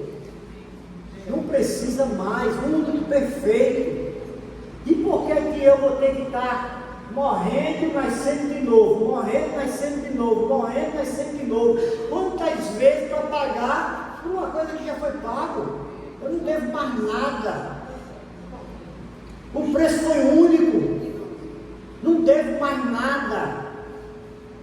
Aquele que está em Cristo, nova criatura é. Nenhuma condenação há para aqueles que estão. Nenhuma condenação mais há para aqueles que estão. Não há mais condenação, não preciso pagar mais nada. Não tem mais sentença a meu respeito, não tem mais condenação nenhuma. Ele pagou tudo, o preço todo, Ele pagou por mim e por vocês. Eu não devo nada, mas ninguém deve mais nada. Por que é que eu tenho que reencarnar para pagar o que eu não devo? Entende? A gente vai ver as mentiras todas. Deixa eu falar uma coisa para vocês, e eu falo isso com convicção. A minha família, parte do pai, meus avós, a minha família, parte de mãe, das minhas avós, da minha avó, é tudo espírita kardecista. Vão para a federação, fazem campanhas do quilo, e meu tio, meus parentes, meus avós, era tudo presidente de centro espírita kardecista, na Encruzilhada, em Olinda, todos tinham centro espírita kardecista. Eu fui criado dentro de centro espírita, vendo as pessoas fazer aquelas manifestações falsas de psicografar, de receber entidade, receber espírito, mudar a voz, dizer que é o pai que está ali, é a mãe que morreu, é o irmão, é o tio, tudo é mentira. São os anjos de Satanás se passando como ministro de justiça. Tudo é mentira. Aquele que desce a face da terra jamais poderá subir. É mentira. É tudo espírito de engano, espírito maligno. Aí você diz assim: ah, pastor, mas aí o senhor está falando uma coisa que não é real, porque eles fazem operações, eles fazem cirurgias e as pessoas são curadas. É verdade, Satanás ele tira aquilo que botou. Satanás ele tem o poder de tirar aquilo que ele botou. Ele bota doença, ele tem o poder de tirar a doença que ele botou. É tanto quando a gente vai expulsar demônio, A gente coloca a mão na cabeça da pessoa e diz assim: olha, Satanás, pega tudo que você colocou no corpo dela, pega tudo que você colocou na vida dela, na casa dela, no casamento dela, nos filhos dela, e vai tirando tudo agora. Ele começa a passar a mão no corpo da pessoa e vai arrancando tudo. Quem já teve essa experiência de ver, sabe do que eu estou falando. Ele bota câncer nas pessoas, bota tumor, ele bota doenças. E quando você começa a ministrar sobre os espíritos imundos, e você diz, você vai tirar tudo que você colocou na vida dessa pessoa, bora tirando agora, na casa dela que está lá, que você colocou, e ele começa passando a mão assim, e ele vai tirando tudo, e você diz, joga no chão aqui, e ele vai jogando tudo no chão, e depois que você expulsa aquele espírito imundo, aquela pessoa fica curada. Estava com câncer, vai lá, o médico disse que não tem mais nada. O filho estava nas drogas, deixou de ficar nas drogas. O casamento estava no inferno, volta a ser uma bênção. Por quê? Porque ele estava colocando tudo, e tudo que ele coloca, ele leva. Tudo que ele coloca, ele tem o poder de tirar. Quando você vai para o centro de macumba, e aí o diabo chega lá e diz para você: olha, eu estou vendo aqui como uma carta de tarô, seja lá o que for, eu estou vendo aqui que vai acontecer isso na sua vida. É tudo mentira. Ele não tem poder de prever o futuro. O futuro a Deus pertence. Está na Bíblia. Está na Bíblia. Estou mentindo, pastor? Não. Está na Bíblia. Ele não tem o poder de ler a tua mente, de saber o que você está pensando. Só quem pode saber o que você está pensando é Deus, que tem que dar o pensamento. Antes mesmo de você pensar, ele já sabe o que você pensou. Porque a palavra diz que Deus é que nos dá o pensamento.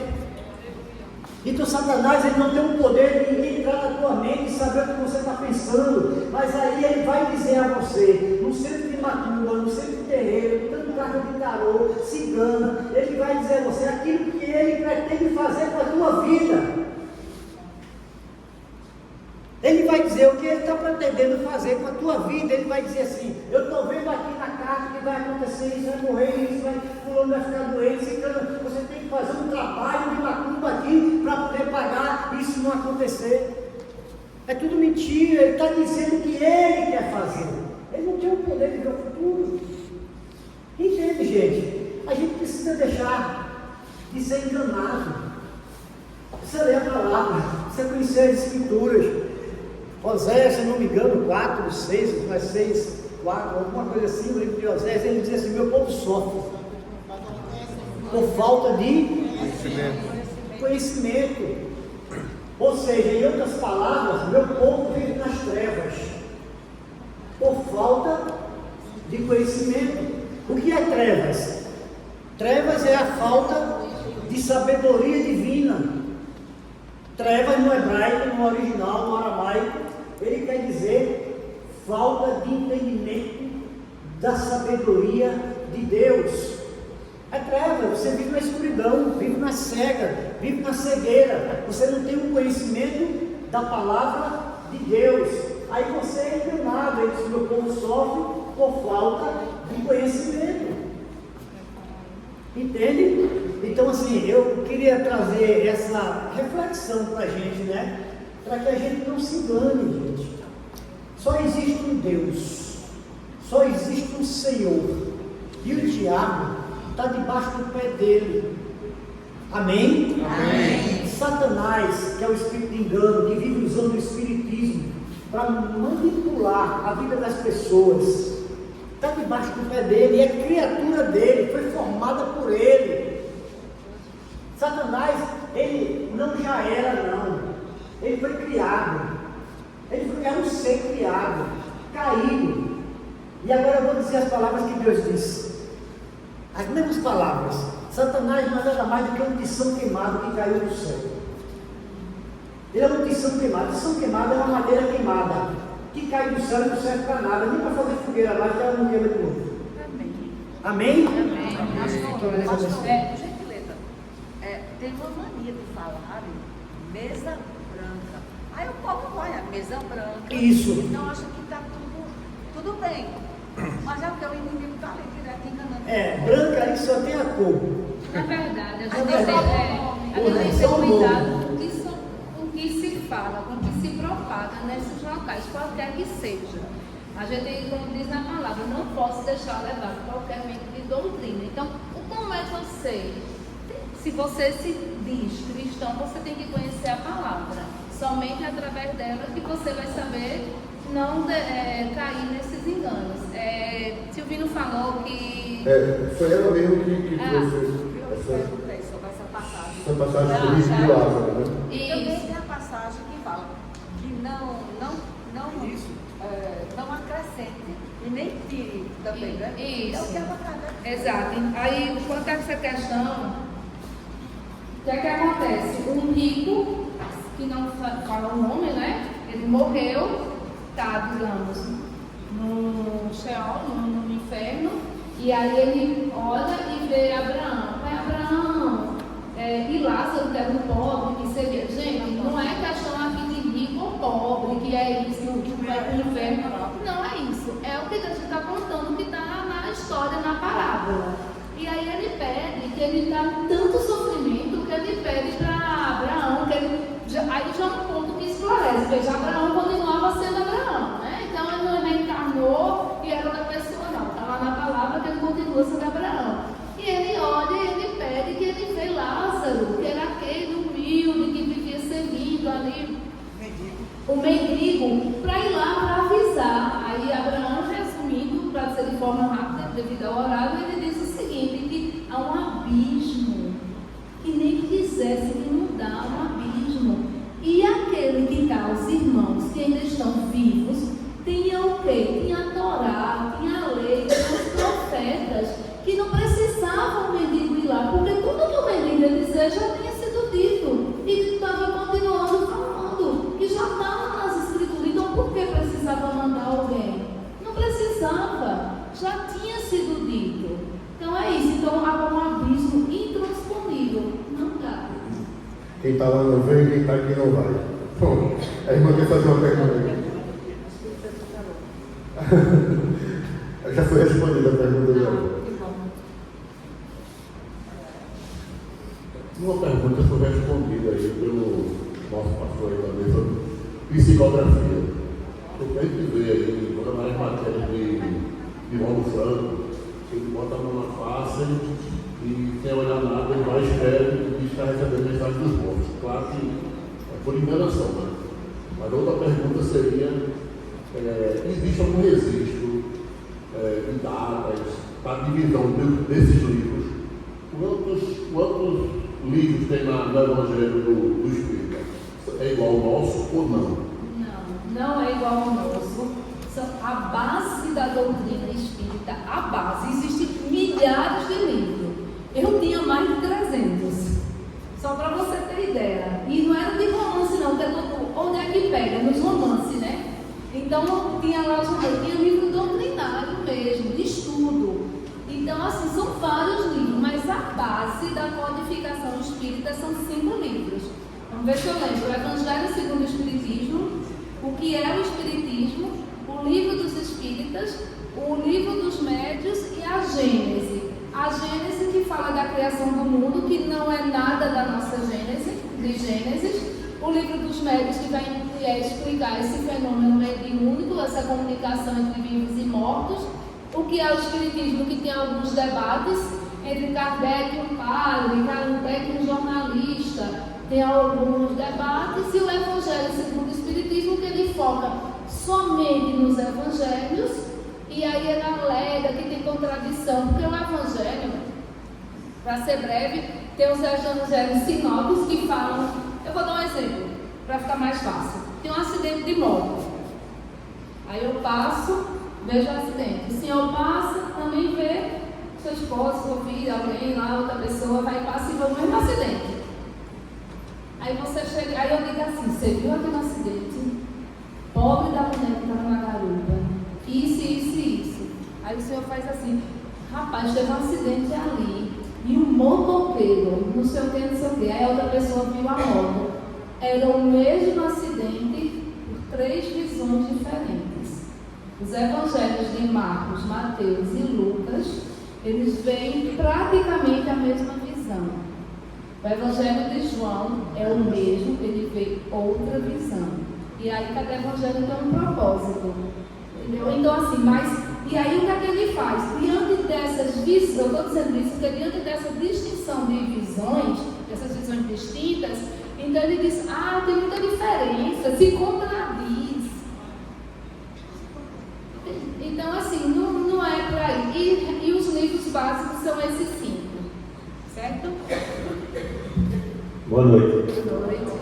Primeiro, eu quero agradecer. É a primeira vez que eu venho aqui na igreja. Seja bem-vindo. Sou irmão de Valéria, minha amiga.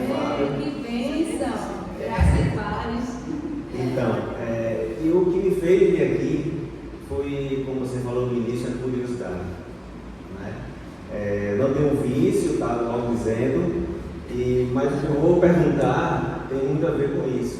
Né? Porque tanto o vício quanto o pecado, de alguma forma, seja ela enganadora, ele proporciona a quem usufrui daquilo um determinado prazer. Tá? Ninguém vai fazer comete um pecado, vai fumar alguma coisa que não deve, porque é ruim, algum prazer proporciona. O que é que eu queria saber de você, pessoal, assim, porque eu tenho um colega que foi para o espiritismo devido à dor, teve uma filha e foi lá para se aproximar da filha. O que é que eu queria saber? O que é que fez você chegar lá? E o que é que fez você permanecer por quase 20 anos? O que é que te proporcionava de prazer, mesmo que seja ele enganador, durante todo esse tempo? Tá, bora lá. Não fui levada pela dor. A maioria das pessoas sim são levadas pela dor. Eu não fui. Eu fui por minha sede de conhecimento, de estudo. Eu sempre fui muito questionadora. Então, isso foi o que me levou. E o espiritismo, querendo ou não, ele se diz que ciência e filosofia são um dos aspectos, ciência, filosofia e religião. Então, eu queria conhecer. E aí ele encontra explicação para quase tudo. Então, é muito legal você ter essas explicações. E o que me levou a ficar lá tanto tempo foi a falta de conhecimento de Deus. Eu não conhecia, eu ouvia falar. Eu sabia que existia Deus, eu acreditava. Acreditava em Jesus, de certa forma, como Priscila que conviveu comigo, então eu dizia, eu sou cristã, sabia que existia. Mas eu não tinha esse conhecimento a fundo da pessoa, quem é. Então, assim, eu fiquei lá por engano. Por quê? O que é que levou a ficar? Porque é uma doutrina que tem explicação para tudo. Para tudo. Você perde alguém, tem uma explicação. Você vive um vício, tem uma explicação. Você está sofrendo, tem uma explicação. O bebê nasce com problemas congênitos, tem uma explicação. Tudo tem explicação. Aí você vai querendo aprender, entender essa série de tudo. Quando você para, no meu caso, que eu parei, eu não vim direto para cá. Eu sou mãe de gêmeos, eu tive uma gravidez de muito risco, de quase eu morro, de tudo eu tive paralisia facial, princípio de trombose, várias coisas. E o povo lá ia sempre lá em casa, pedia para ir para o centro. Uma das vezes eu lembro que quando eu fui para o centro, quando eu me virei com a barriga desse tamanho, eu fiquei, só engordei 10 quilos, geralmente a mulher engorda 20 quilos, então eu era disso aqui, só com a barriga desse tamanho. Uma tábua para ir nas minhas costas, quando eu estava indo no centro, e assim o pessoal sempre ali atuar comigo, não sei o que, não era para você engravidar, e você foi engravidando, não era, tem umas coisas assim. Sendo que aí eu parei diante do meu estado físico, eu não podia mais ir. Então, eu já estava há 14 anos, praticamente, eu fiquei 14 anos afastada. E aí, quando eu cheguei no concílio, eu entrei aqui, como a maioria das pessoas, pelo concílio, aí eu comecei a ouvir certas coisas que eu nunca tinha ouvido. Graça não depende de mim, porque é frustrante saber que depende de mim. Se a salvação depender de mim, meu Deus do céu, não dá nunca. Então é frustrante. E aí eu ouvi falar de graça, favor merecido, Espírito Santo. E aí já foi no seminário de vida do Espírito Santo, já divulgando. Dezembro tem no seminário do Espírito Santo. Espírito Santo. Aí você começa a conhecer. Você começa a se encantar. É esse Deus, é Deus. Você começa a entender. Porque outra coisa que, levidando, Esse Deus da Bíblia aí do Antigo Testamento, Deus sanguinário, eu dizia isso. Isso é um Deus sanguinário. É tanto sangue, se espremer a Bíblia sai sangue. Mas entender o que existia já era a bondade ali de Deus mesmo, de dizer, tem que acontecer, exterminar, porque essa idolatria vai. E aí é outra história. Então assim, o que me levou a permanecer tanto tempo, eu acho que foi a falsa ilusão de conhecimento. Foi o que me fez permanecer. E aí o que me tirou foi quando eu conheci um verdadeiro conhecimento. Eu saí desse ambiente de engano. Rapidinho, tem que ser rapidinho. Uma pergunta bem rapidinho. Irmã, eu queria saber o seguinte: para o cristão, existe a grande luta, né, que a gente possa se libertar do pecado, né, e fazer com que nossos irmãos também pensem e sigam nessa linha. E para a gente é uma grande satisfação, um prazer, quando a gente conquista uma alma para Cristo. E aí a minha pergunta é: para o espírita, por assim dizer, a preocupação maior dele é que ele venha de fato conhecer essa verdade que você conheceu e sair do espiritismo? Sim, entendo que isso é uma preocupação do inimigo, porque ele perde domínio, porque ele conquista você, digamos lá, exatamente, assim, está perdendo terreno. Na linguagem popular, está perdendo terreno. Então, o que é que acontece? Às vezes você chama alguém para o culto, vamos ver a palavra de Deus. Aí acontece assim: eu estou com uma amiga que está um ano tentando ir para o consigo. Minha gente, o consigo dela está pago desde o ano passado, ela não consegue ir. E vai ser daqui a 15 dias. E eu estou aqui acreditando que eu creio, Senhor, que ela vai dessa vez. Mas já está com um monte de coisa de novo. Por quê? Porque são as coisas que acontecem porque não quer perder território. Respondi. Silvinho, ela tinha levantado. Romilda, Allan Kardec adotou esse nome, Allan Kardec, que era um druida na época da Gália, e hoje é a região da França, naquela época do Império Romano, era a Gália. Aí era um feiticeiro, era o chefe feiticeiro das tribos da Gália. Aí vem evoluindo, chega no candomblé. Pode-se dizer que Mesa Branca, hoje é o Kardec, seja o espírito científico, pode-se dizer que eles vêm se refinando e adquirindo mais conhecimento para pegar os incautos de hoje. E se o espiritismo, não as pessoas, mas a doutrina, ela pega contra o Espírito Santo? O Espírito Santo não é Deus. Isso aí não tem nem dúvida que o Espírito Santo não é Deus. O Espírito, quando ele fala que eu mandarei, enviarei o Consolador prometido, o Espírito de verdade, são os Espíritos, essas vozes que falam. Então assim, não é o Espírito Santo, nem se fala no Espírito Santo, certo? E assim, quando essa questão da evolução, eu vou ser bem franca, ele é muito mais sabido do que a gente pensa.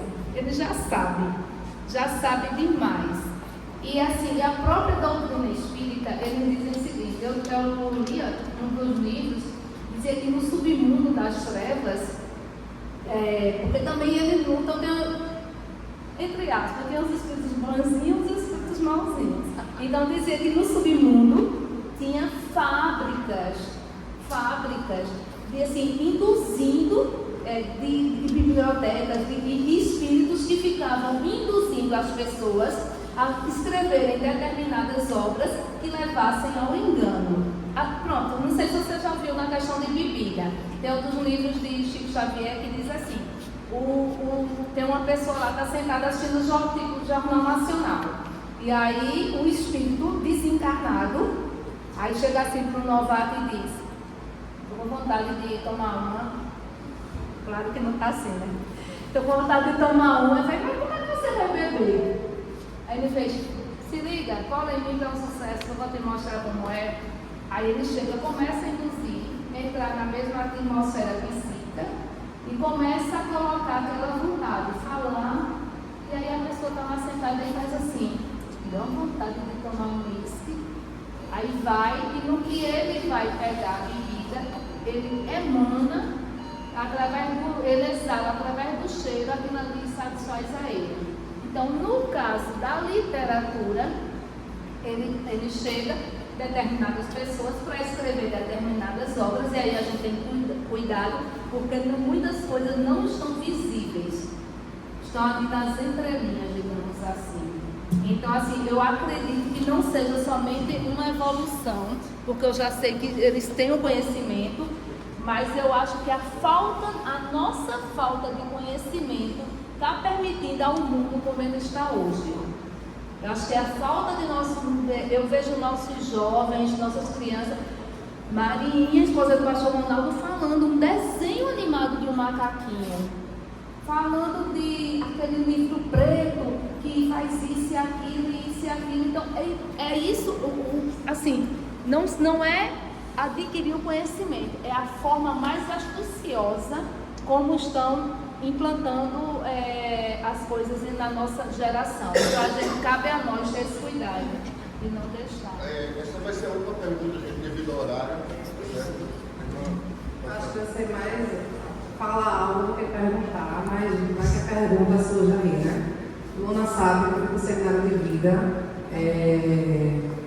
Eu dizia, eu quero estar aqui é meu lugar, episcopal é meu lugar, mas eu continuo acreditando na reencarnação, continuo acreditando na doutrina do que o Espiritismo fala, né? Eu cheguei para ele dizendo isso, mas eu estou aqui de coração aberto, eu quero ouvir algo que até hoje eu não ouvi, mesmo em um culto, mesmo em um momento aqui dentro.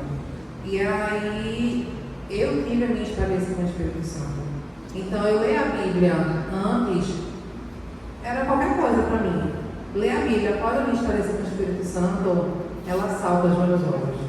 Então, eu sou historiadora, formada pela Federal, pelos professores mais ateus que existem no universo, criada dentro de uma casa espírita, fui coordenadora da campanha do Quilo por anos, e tenho um passista, o que você possa imaginar. E eu me questionava o porquê, né? Não me escutava. Uma pessoa que nasceu, vou usar o seu exemplo, preta, dentro de um centro, que culpa tem essa criança de não conhecer a palavra de Deus? Então essa era a minha maior indignação com a não explicação da reencarnação, por exemplo, né? E aí foi quando o Espírito Santo me revelou. Aquela criança está lá, ela não tem culpa, mas a minha voz calada faz com que ela continue lá. Então, se a gente, enquanto cristão, não falar, não colocar a cada dia, nas suas ações, no seu trabalho, com seus filhos, onde quer que seja, a gente vai perder vida para Jesus, pela nossa omissão. Mas Ele, que é o Salvador, vai dar oportunidade. E a gente não precisa entender que oportunidade Ele vai dar a essa criança. A gente não precisa ter, a gente quer entender tudo, a gente quer ter o conhecimento de tudo. Só quem tem é Ele, mais ninguém. Então, que a gente consiga acalmar nosso coração e deixar que Ele acalme, ouvindo, estando na casa, estudando. Se a gente quiser que o Espírito Santo chegue do nosso lado, não, por que não vem falar comigo? Eu não tenho conta com Ele. Tu está procurando? Então a gente tem que procurar. E aí a gente tem que procurar e achareis.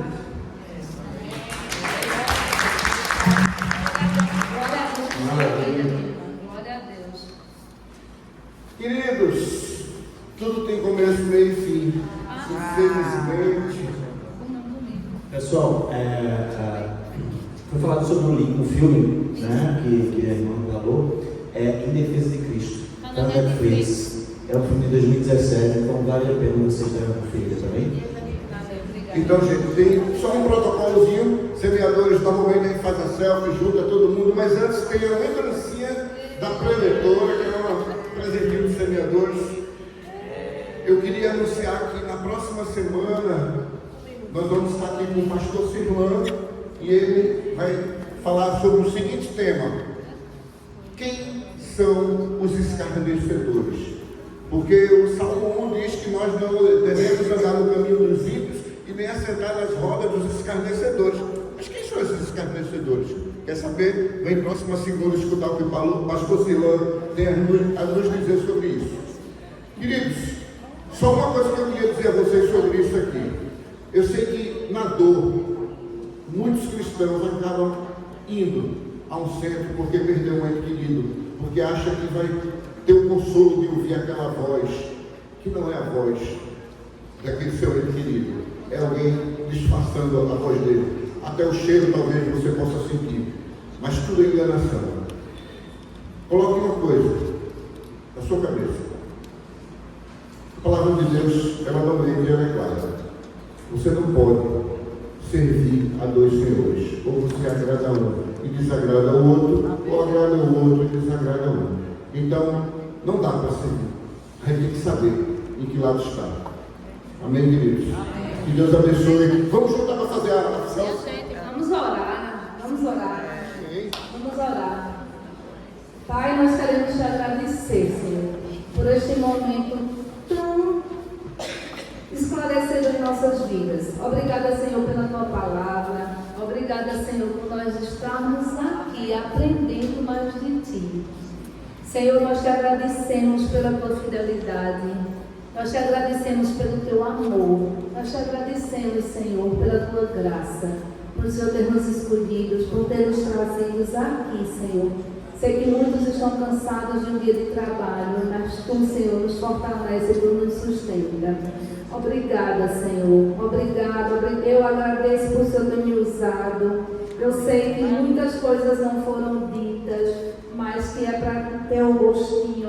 E quem quiser eu me coloco aqui à disposição.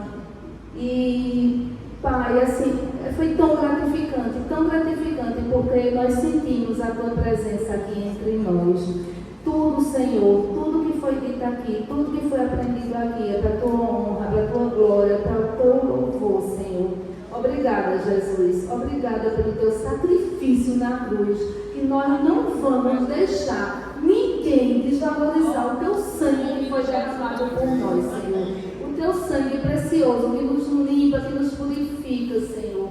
Obrigada, Jesus, pelo teu sacrifício. E em teu nome que nós te agradecemos. Vamos juntar a gente aqui para a selfie. O pessoal que está do lado, vem mais para o meio. Vai sair todo mundo. Vai ficar bonitinho no Instagram. Quem tiver mais dúvidas, pode entrar.